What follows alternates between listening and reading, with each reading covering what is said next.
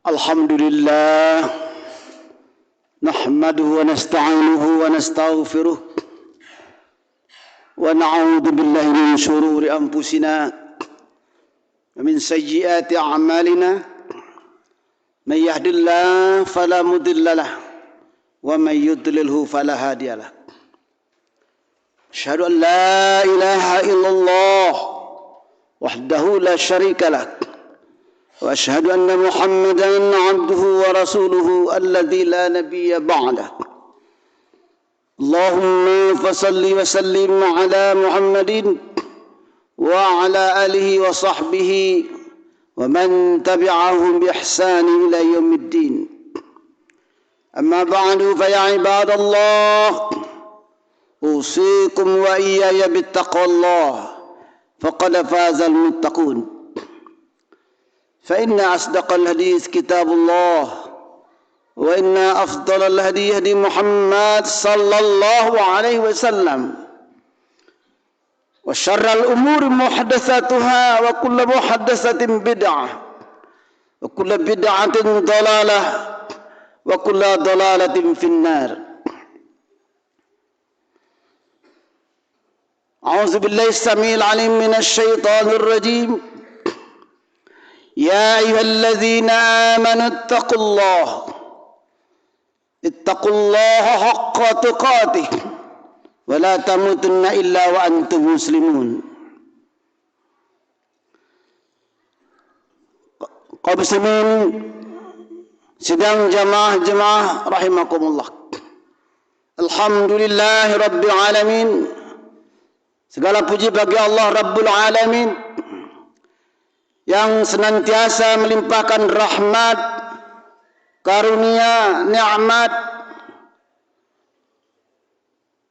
yang begitu banyak kepada kita umat manusia, khususnya kaum muslimin dan muslimat. Di antara nikmat-nikmat Allah yang diberikan kepada kita, nikmat yang terbesar, nikmat iman. Bayangkan kalau manusia sudah diciptakan Allah dengan segala kelengkapan dan kesempurnaannya, itu adalah menunjukkan Allah yang maha pengasih lagi maha penyayang. Seandainya manusia sudah dikasih Allah dan disayang Allah tidak beriman, sungguh sangat-sangat merugi. Alhamdulillah kita bersyukur sebagai bukti kesyukuran kita kepada Allah sebagai orang yang menerima nikmat, rahmat, karunia dari Allah Subhanahu wa taala. Kita menghambakan diri kepada Allah, bersujud kepadanya, mematuhi, mentaati segala aturan-aturan Allah. Di antaranya ialah memenuhi seruan panggilan Allah, melaksanakan ibadah salat Jumat di hari Jumat. Itu satu bukti orang yang datang ke masjid melaksanakan salat Jumat, itu bukti kesyukurannya kepada Allah. Mereka tidak ingin menjadi manusia-manusia yang rugi. Mudah-mudahan kita tidak tergolong orang-orang yang merugi. Amin, amin ya rabbal alamin. Nikmat Islam. Coba bayangkan, padahal Allah Subhanahu wa taala sudah menurunkan bimbingan dan petunjuk kepada manusia sejak manusia pertama Adam alaihissalam sampai kini dan insya Allah sampai hari kiamat. Allah menurunkan ad-dinnya, hidayahnya kepada manusia agar jangan tersesat, agar jangan tergolong orang yang sesat. Selain sesat, jangan tergolong orang yang sesat. Itu juga satu bentuk bukti kasih sayang Allah kepada manusia. Memang Allah menciptakan manusia tidak sama dengan menciptakan makhluk-makhluk lain. Tidak sama dengan malaikat. tidak sama dengan jin dan iblis, tidak sama dengan binatang dan tumbuhan dan alam lainnya. Sungguh Allah Subhanahu wa taala menempatkan manusia pada kedudukan yang mulia. Kita adalah manusia, An-Nas. Bahasa Arabnya An-Nas. Ya ayuhan nas, hai orang-orang yang sudah saya jadikan sebagai makhluk yang mulia. Ya dasarnya Allah Subhanahu wa taala menciptakan manusia dari mulai Nabi Adam sampai akhir zaman. Tidak lihat dari sudut akidahnya dulu, imannya. Tidak dilihat dari sudut ibadahnya dulu, tapi dari sudut makhluknya. Manusia sudah ditempatkan Allah di tempat yang tinggi, mulia, dibanding dengan makhluk-makhluk lain. Laqad khalaqnal insana fi ahsani taqwim. Ada dalam ayat yang selalu kita baca, surat-surat pendek itu, wattini wazaitun wa turi sinin wa hadzal baladil amin. Laqad khalaqnal insan fi ahsani taqwim. Kaum muslimin sidang Jumat yang berbahagia. Ayat-ayat Al-Quran yang begitu banyak, walaupun ada yang disebut dengan surat-surat pendek, hendaknya jangan sekedar berlalu, terbaca begitu saja. Tapi bagaimana kita memaknai dan memahami sehingga benar-benar ayat yang pendek itu terkesan masuk di pikiran dan otak kita, hati kita. Oh, rupanya saya ini manusia yang dimuliakan Allah, dijadikan Allah dari potensi atau dasar-dasar yang bagus, dibentuk oleh Allah dengan bentuk yang bagus dan lengkap, dipandang oleh manusia. Karena ya kalau Allah memandang sudah jelas, Allah memandang manusia pasti makhluk manusia, karena makhluk manusia itu adalah makhluk Allah yang diprioritaskan, ya pasti indah, cantik di mata Allah. Kemudian ditanamkan oleh Allah Subhanahu wa taala kepada manusia yang mempunyai hati, pikiran dan pandangan yang positif. Oh, manusia ini makhluk yang cantik. Cantik, bahasa cantik biasanya kepada yang perempuan. Kepada yang laki-laki ganteng, gagah, berani. Keberanian seseorang manusia akan dipandang oleh orang lain. Wah, hebat. Hebat dalam bahasa Indonesia. The best, terbagus. Itu hanya bisa disadari kalau kita memahami ayat-ayat Al-Quran. Jadi jangan berlalu begitu saja kita membaca ayat Al-Quran. Satu ayat diartikan, dipahami, diterjemahkan, diimplementasikan. Oh, saya ini kalau sudah dikatakan Allah makhluk yang mulia, makhluk yang cantik, ganteng, makhluk yang dipandang semua siapa saja, sehingga iri malaikat, iri jin dan setan. Kalau keirian jin dan setan, malah keinginannya agar manusia yang gagah dan cantik ini, lengkap ini, diperburuk, dijatuhkan nilainya oleh jin dan manusia, jin dan iblis setan. Bisakah iblis dan setan merendahkan ciptaan Allah yang mulia itu? Tidak bisa. Walaupun ada yang lumpuh dibikinnya, kena rayuan, kena godaan iblis dan setan itu. Ya. Tapi kalau manusia itu sadar, cepat sadar, wah dia tinggi lagi, mulia lagi dia. Terhinalah setan dan iblis itu. Malaikat makhluk Allah yang paling patuh juga mengakui ketika Allah menawarkan pengelolaan bumi Allah, dunia ini, malaikat tidak sanggup. Kata Allah, la ilma lana illa ma 'allamtana. Itu malaikat yang mencabut nyawa kita. Salah satu di antara malaikat mencabut nyawa kita. Di antara lain ada malaikat yang mengazab kita. Di antara lain ada malaikat yang menurunkan hujan, menurunkan mendung dan sebagainya. Dengan segala kesempurnaannya, malaikat memang diamanahi Allah untuk itu. Malaikat tidak diamanahi Allah dan tidak bisa melakukannya. Amanah membela atau mengelola bumi Allah ini. Kepada siapa bisa? Kepada manusia, kepada kita ini.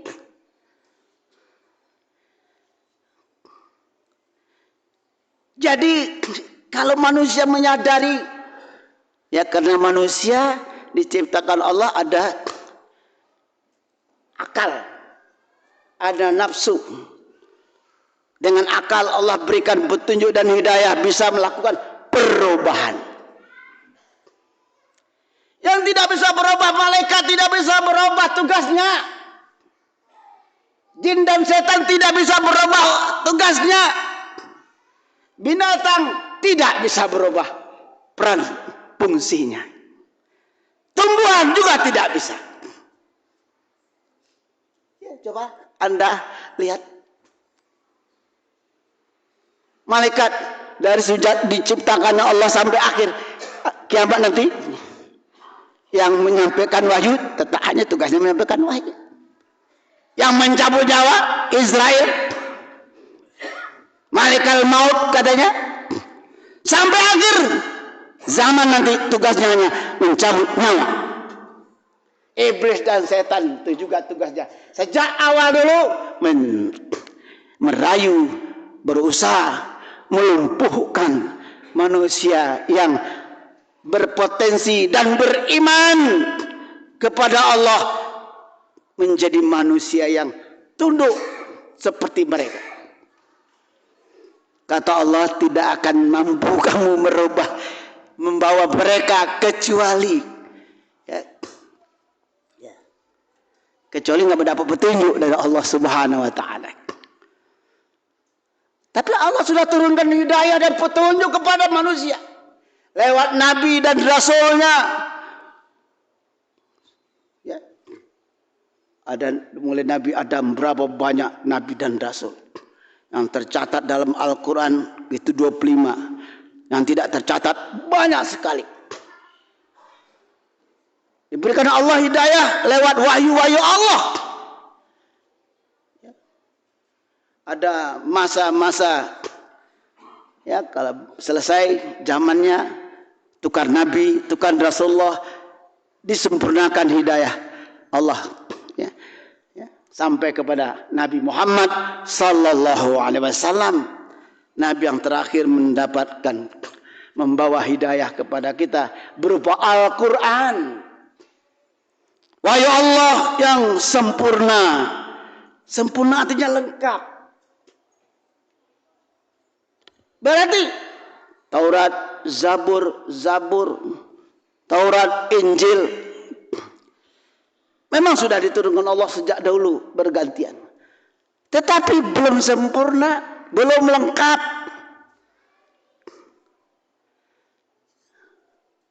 Petunjuk dan bimbingan kepada manusia supaya manusia betul-betul menjadi insanul kamil. Diturunkan Allah lagi nabi yang terakhir, la nabiyya ba'da Muhammad Rasulullah sallallahu alaihi wasallam.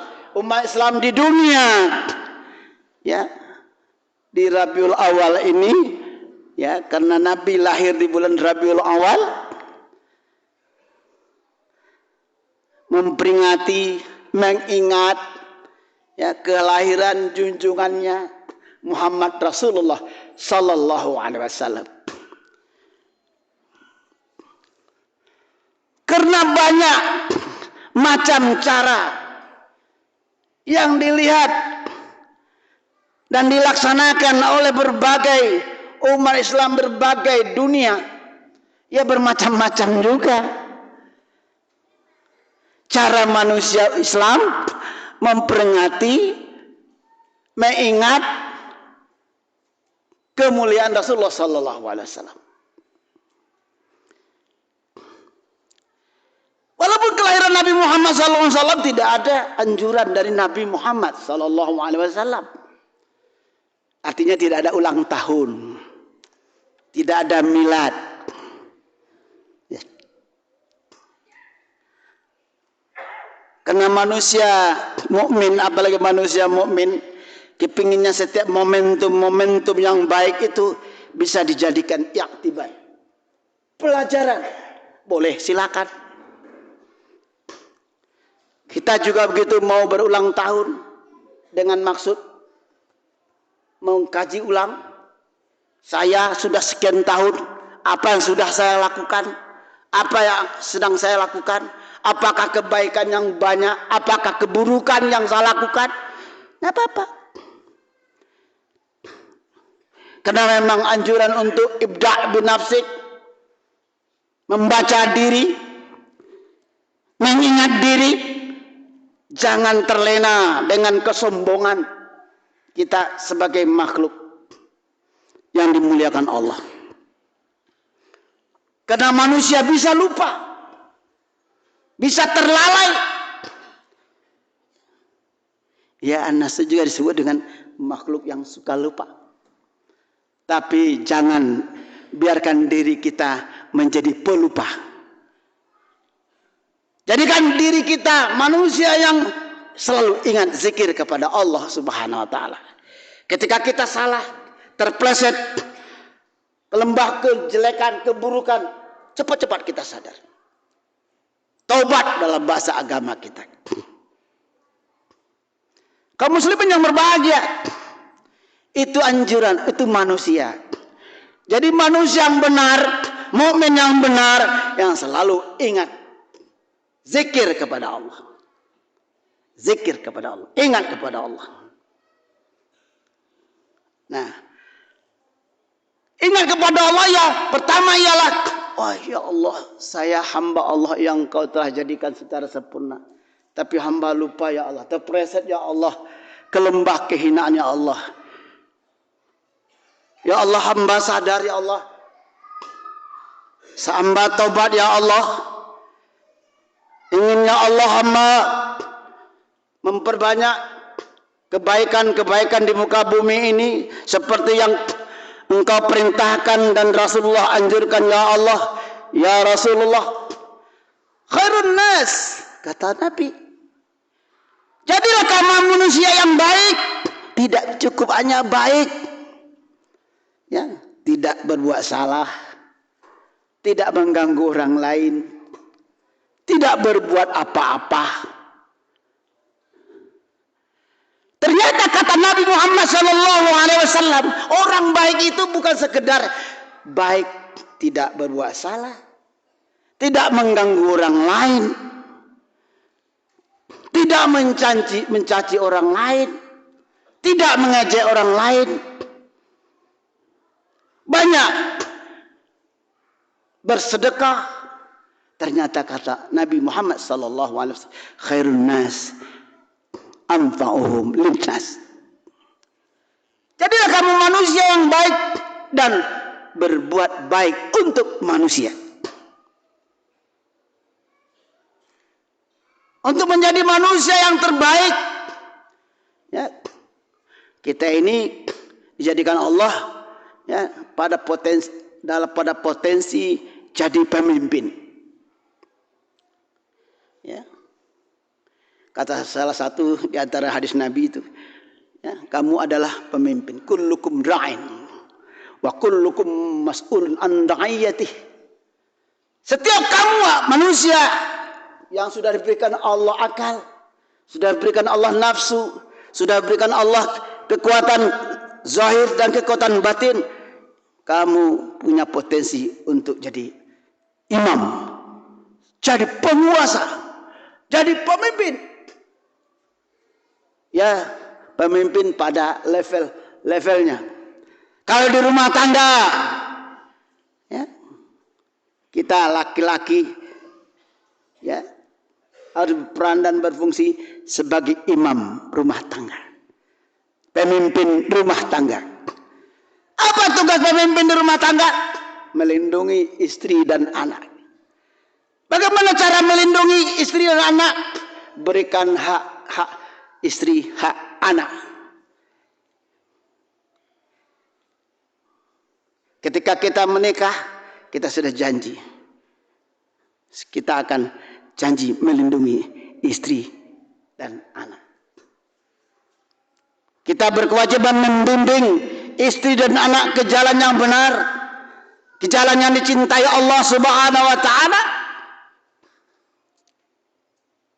Itu tuntunan Rasul. Kalau kita mencintai Rasul, selalu kita mencintai Rasulullah, lakukan bimbingan dan petunjuk Rasulullah sallallahu alaihi wasallam. Kalau jadi suami, jadilah suami yang bertanggung jawab. Nah, kalau suami itu kan jadi imam di rumah tangga. Di tengah masyarakat, di antara masyarakat ada yang disebut dengan jamaah di masjid. Ketika sholat ada imam. Tidak semua bisa jadi imam.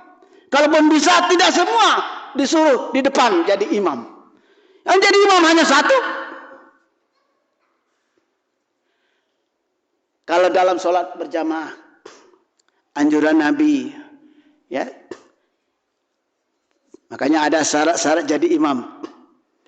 Paling tidak paham agama, paham Islam. Apa itu Islam? Bisa baca Quran yang baik. Rattilil Quran tartil. Berakhlak yang bagus, akhlak yang baik, akhlakul karimah. Jangan pula diberi kesempatan walaupun dia bisa baca Quran tapi akhlaknya di luar tidak bagus. Memang suka melalaikan salat, suka menimbulkan kerusuhan. Tahu kita track rekornya, makruh kita menyuruh jadi imam. Oleh karena itu, dalam rangka mempertahankan eksistensi imam di masjid, maka setiap masjid harus punya imam yang tetap. Ini teknis saja. Tidak ada yang bisa dilatih bacaannya. Itu imam di masjid, imam di masyarakat. Menjadi teladan di masyarakat. Kalau di masyarakat, apa teladannya? Dia mempertontonkan kebaikan, dia menunjukkan kepeduliannya. Baik saja kalau nggak punya kepedulian di tengah masyarakat, belum tentu bisa dikatakan dia jadi manusia yang baik. Tidak bisa jadi imam. Ya, dalam konteks perspektif Islam, ketua RT di kampung itu imam namanya. Dalam perspektif Islam ya. Kalau dalam perspektif nasionalis, ya bisa saja. Yang tidak Islam pun bisa jadi ketua RT. Bisa jadi ketua RW. Itu pimpinan. Tapi ya kita dalam perspektif Islam, maaf ya, kalau kita di kampung itu ada yang mayoritas Muslim, wajar dong kita salah seorang orang Muslim itu ketua RT, ketua RW, jadi lurah, jadi penghulu. Penghulu kalau di kampung saya di Sumatera Utara, lurah itu penghulu dulu namanya. Dulu, zaman dulu penghulu. Sekarang zaman istilahnya lurah, kepala desa. Kalau di desa kampung-kampung, kita kan tahu umat Islam mayoritas di Indonesia, di desa-desa, di kampung-kampung kita tahu. Ini bukan berarti saya ya mengecilkan yang lain. Kita ingin memerankan umat Islam menjadi ummatan, umat yang teladan.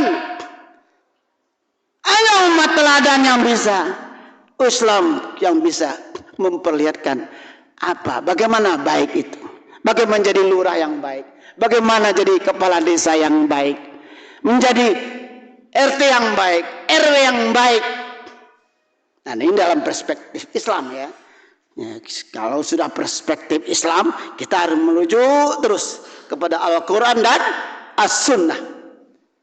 Tugas kita. Kalau belum bisa kita lakukan, wajib kita bisa belajar. Itu diperlukan keberanian. Menjadi pemimpin di satu wilayah, satu daerah, sampai menjadi pemimpin negara Republik Indonesia. Sejak dulu Indonesia merdeka, mayoritas Muslim. Wajar dong kalau presidennya, kepala negaranya Islam. Tapi kalau nanti dibikin oleh undang-undang, kepala negara boleh non-Muslim, padahal yang membuat undang-undang mayoritas Muslim, bagaimana itu? Kalau sudah diundang-undangkan bisa jadi.